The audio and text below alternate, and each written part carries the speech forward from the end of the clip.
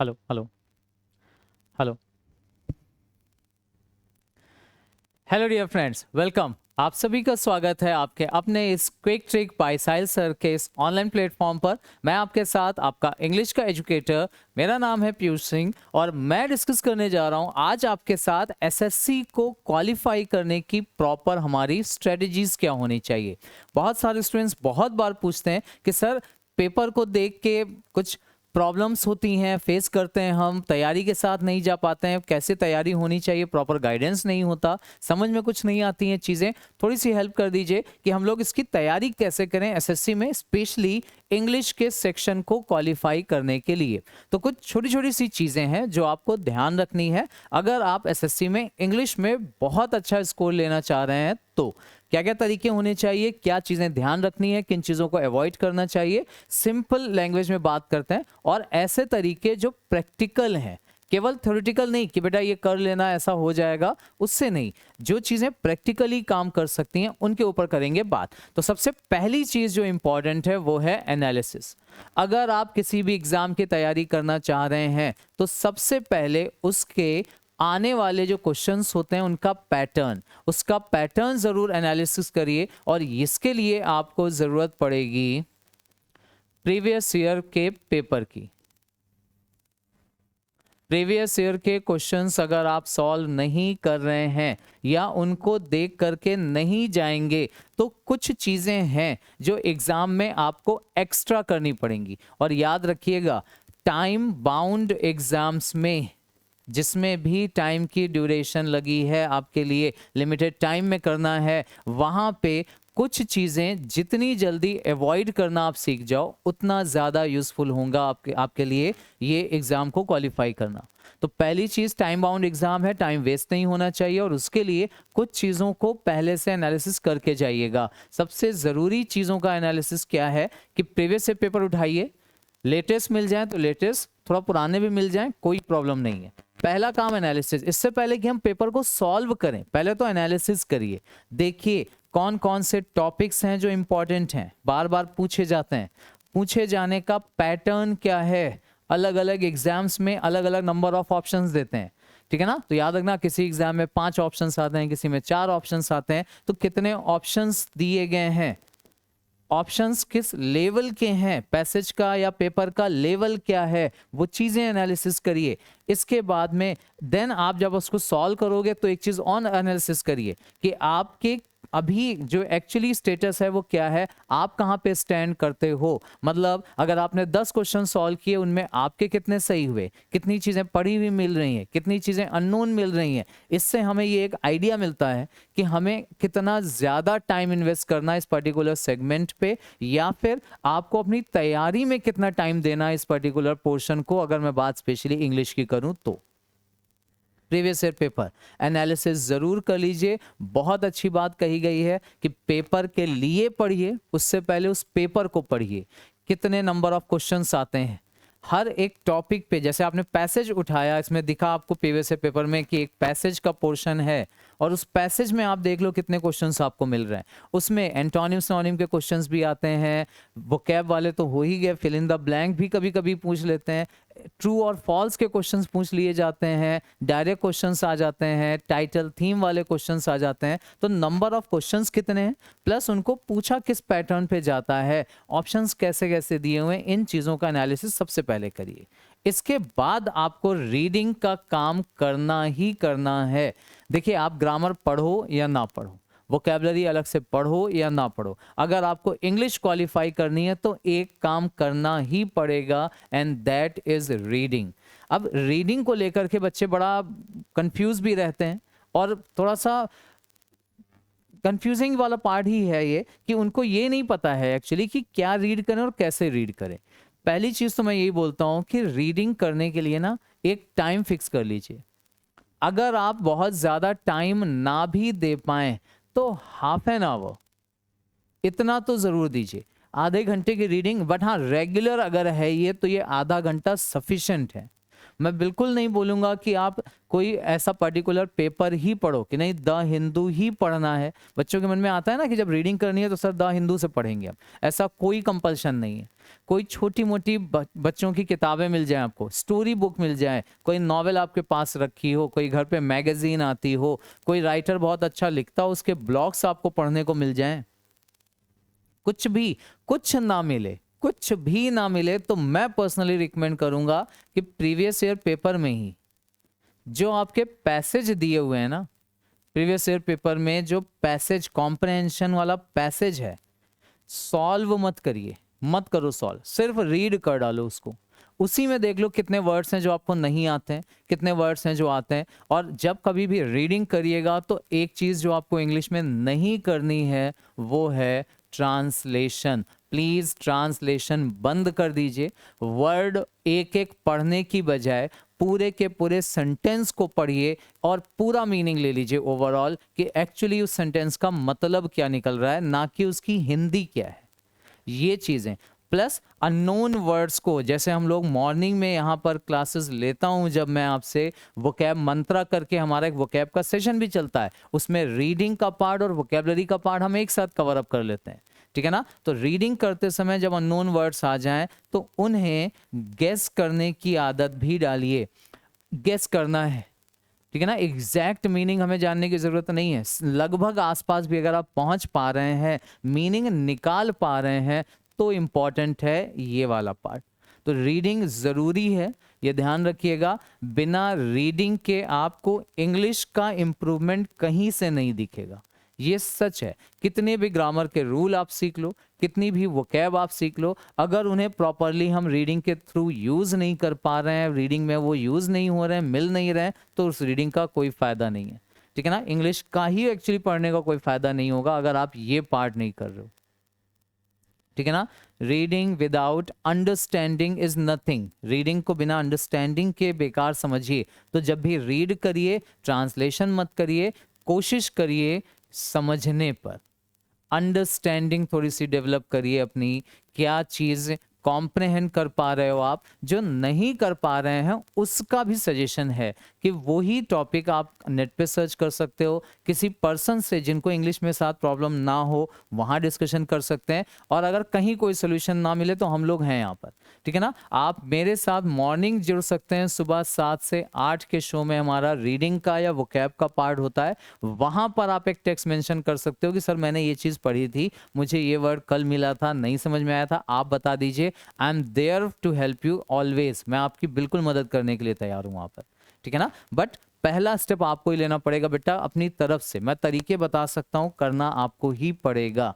तो रीडिंग का पार्ट बिल्कुल इग्नोर ना करें, ये बहुत ज़रूरी है। देन रीडिंग करते समय ही साथ साथ में वोकैबलरी को कवर अप करिए। अब वोकैब का तरीका क्या है, देखो, पहला तो रीडिंग के थ्रू वोकैब कलेक्ट करिए, और वो भी पहले वर्ड्स को ना डायरेक्ट चेक मत करिए, सीधे उनको गेस करिए, सेंटेंस के अकॉर्डिंग उसका मीनिंग क्या होना चाहिए वो गेस करिए। रीडिंग के थ्रू जो वोकैबलरी है पहले उनकी बात कर रहा हूँ, और वो वोकैबलरी आपके लिए ज़्यादा यूजफुल है क्योंकि उनका मीनिंग गेस आप कर सकते हो, आपको सीधे चेक नहीं करना पड़ता। अच्छा, दूसरी एक और चीज़, कभी भी अगर प्रीवियस ईयर क्वेश्चन बैठ के सॉल्व कर रहे हो या इंग्लिश के लिए तैयारी कर रहे हो, आप प्रैक्टिस एग्जाम के लिए कर रहे हैं, तो वो काम कभी मत करिए जो आपको एग्जाम में नहीं करना है।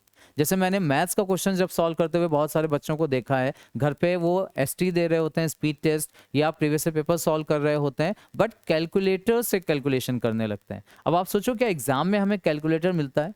अगर आपने सेम गलती यहाँ कर दी कि वर्ड मिला, आपने उसको गूगल से चेक कर लिया या फिर डिक्शनरी से चेक कर लिया, तो आपने गड़बड़ किया ना। एग्जाम में ना आपको गूगल मिलेगा, ना इंटरनेट मिलेगा, ना ही डिक्शनरी होगी आपके पास, तो वहां आपको करना है गेस। तो वही काम करिए जो आपको एग्जाम में करना है, एग्जैक्ट वही सिचुएशन अपने सामने रख कर प्रैक्टिस करिए। टेस्ट जब भी दीजिए, प्रीवियस ईयर क्वेश्चन जब भी सॉल्व करिए, टाइमर लगा लीजिए, सेट कर लीजिए कि इतनी देर में ही मुझे इंग्लिश का पोर्शन खत्म करना है, फिर उससे ज्यादा नहीं टाइम देना है आपको, भले ही उतनी देर में आप कितने भी क्वेश्चन कर पाए। ये ध्यान रखिएगा, टाइमर हमेशा सेट रखिएगा। तो रीडिंग करते समय वर्ड्स को गेस करिए, गेस करने के बाद डेफिनेटली उनको चेक करिए। और कोई कभी स्टैंडर्ड मत सेट करिए कि नहीं सर मुझे रोज 10 वर्ड, रोज 15 वर्ड पढ़ने ही पढ़ने हैं। ऐसा कंपल्शन में अगर आप काम करोगे ना तो आप बिना इंटरेस्ट के करोगे उसको। वोकैबुलरी सीखने के लिए इंटरेस्ट होना बहुत ज़रूरी है। बच्चे ज़बरदस्ती करने की कोशिश करते हैं, इसलिए प्रॉब्लम उनको ज़्यादा होती है। प्लस अननोन वर्ड्स को गेस करना, ये तो इम्पॉर्टेंट है ही। जो वर्ड्स आ गए हों, पढ़ लिए हों, उनका रिपीटिशन करना, उन्हें रिटेन करना, ये ज़्यादा इम्पॉर्टेंट है। नया वर्ड सीखने से ज़्यादा ज़रूरी है सीखे हुए वर्ड्स को याद रखना, भूलना नहीं। और जब कभी मैं वोकैबुलरी की क्लास लेता हूँ, मैं हमेशा एक फार्मूला बताता हूँ अपने बच्चों को, आप भी ध्यान रखो। 24/7 जितनी भी वोकैब पढ़ो, एक दिन में 24 घंटे पूरे हों, उसके पहले कम से कम 7 बार इन वर्ड्स को रिवाइज कर डालिए। अब याद करके याद आ जाए कि क्या क्या वर्ड्स थे तो याद करके, अदरवाइज जहाँ पे लिखे हों वहाँ से देख कर with in 24 hours 7 times minimum please कर डालिए। 100% मैं बता रहा हूँ आपको फायदा मिलेगा।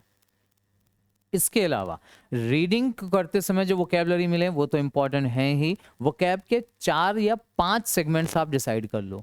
वोकैब में स्पेशली जो चीजें पूछी जाती हैं, antonyms, synonyms, one words, idioms, phrases और स्पेलिंग। इन 5 पोर्शंस पे मेहनत करिए।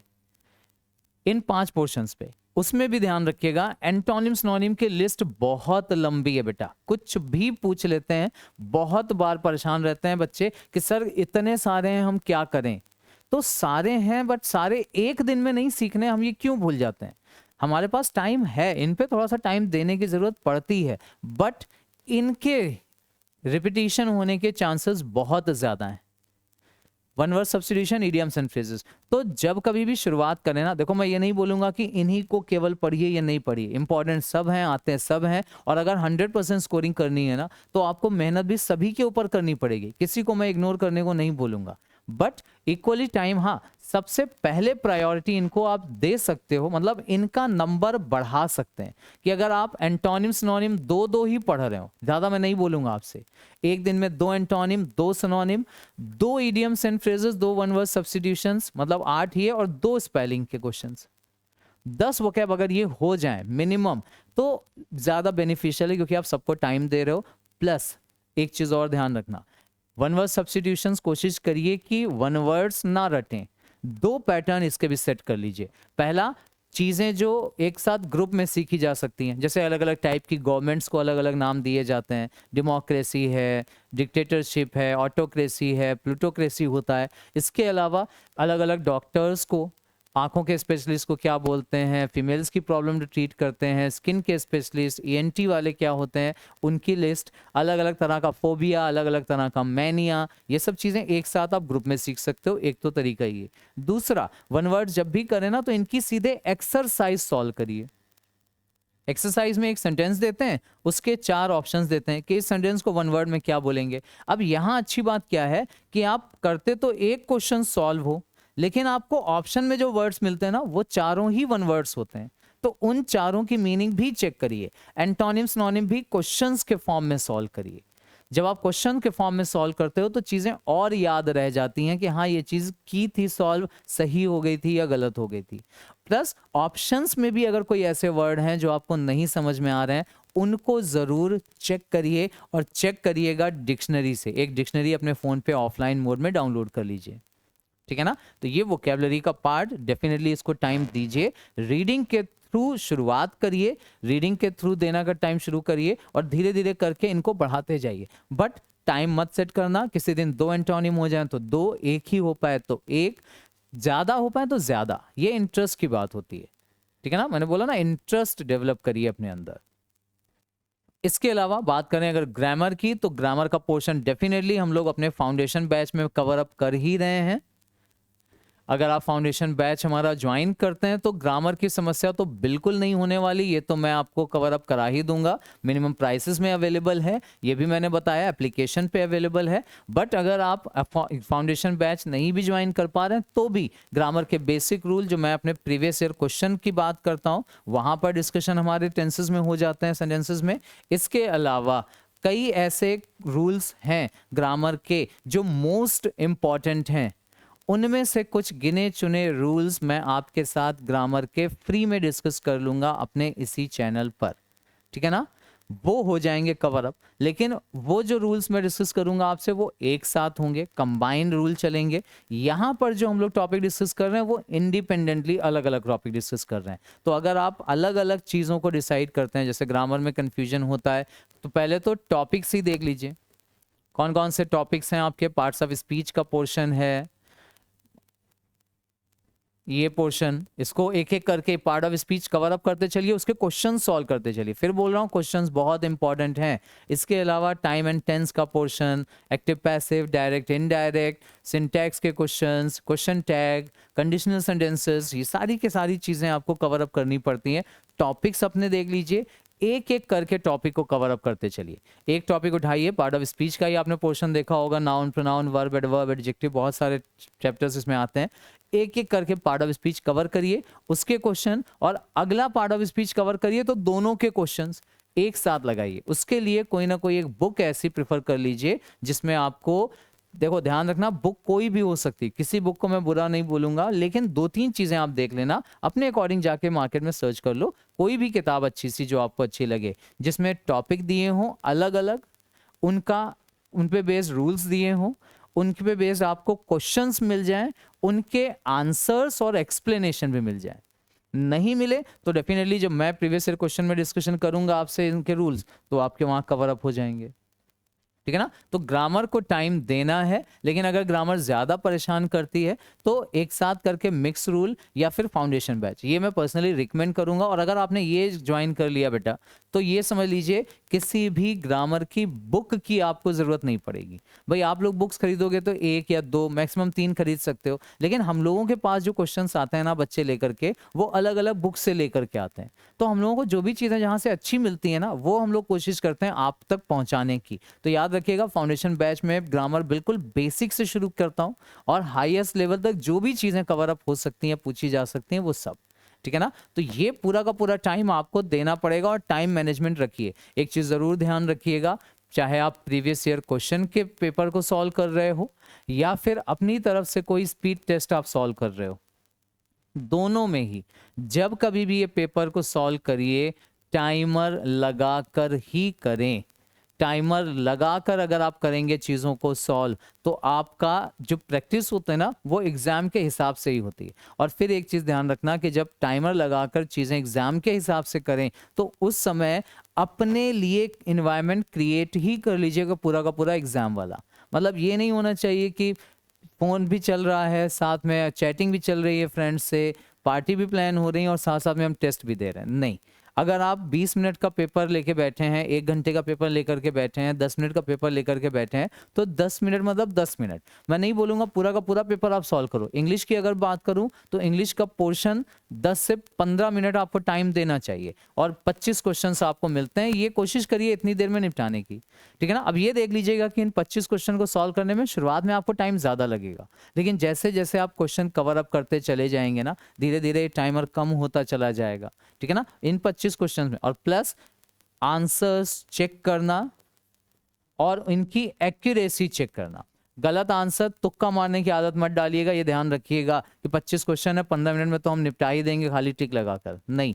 लॉजिकली जैसे सॉल्व करने हैं, जितने सही हो जाएं उनको भी एनालिसिस करिए, जो गलत हो जाएं उनका भी एनालिसिस करिए, देन धीरे धीरे इंप्रूव करिए। अब आप ये सॉल्व करोगे ना टाइम मैनेजमेंट के साथ में, तो आपको ये समझ में आएगा कि कौन सा पोर्शन ऐसा है जो टाइम ज़्यादा लेता है, कौन सा पोर्शन ऐसा है जो टाइम कम लेता है, और उसको प्रैक्टिस अगर आपको करनी है तो एक चीज़ ध्यान रखिएगा, नंबर ऑफ क्वेश्चंस उतने ही रखिए।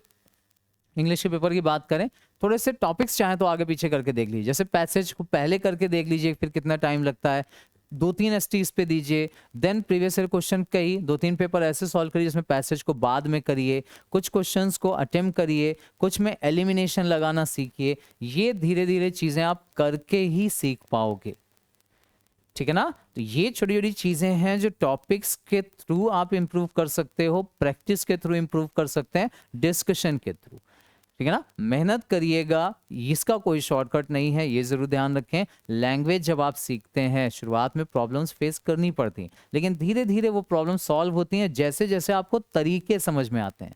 ठीक है ना। और अच्छी बात क्या होगी पता है कि जब आप पेपर सॉल्व करके बैठोगे ना, पेपर सॉल्व करने बैठोगे या उनके ऊपर डिस्कशन करोगे, तो आप खुद डेवलप कर पाओगे अपनी एक प्रॉपर स्ट्रेटजी कि मैं इस क्वेश्चन को ऐसे नहीं ऐसे अटेम्प्ट करूंगा तो फायदा ज्यादा मिलेगा। ठीक है ना। ये छोटी छोटी सी कुछ चीजें हैं जिनको ध्यान रखिए, इम्प्लीमेंट करिए, कोशिश करिए। हम हैं आपके साथ, और कोई भी हेल्प चाहिए हो, सपोर्ट चाहिए, इसी चैनल पर आपसे होगी मुलाकात। एप्लीकेशन पे भी आप हमारे साथ जुड़ सकते हैं हमारे पेड कोर्सेज में। ऑल द वेरी बेस्ट आप सभी के फ्यूचर एग्जाम्स के लिए, and thank you very much.